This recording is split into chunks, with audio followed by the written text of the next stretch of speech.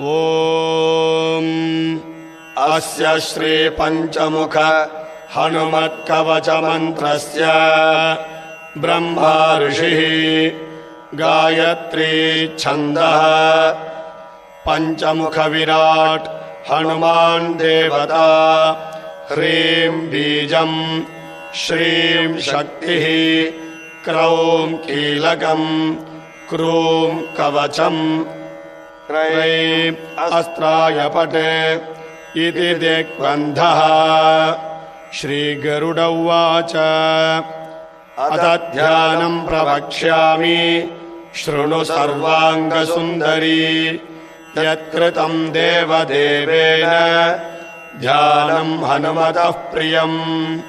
पञ्चवक्त्रं महाभीमं त्रिपञ्चनयनैर्युतं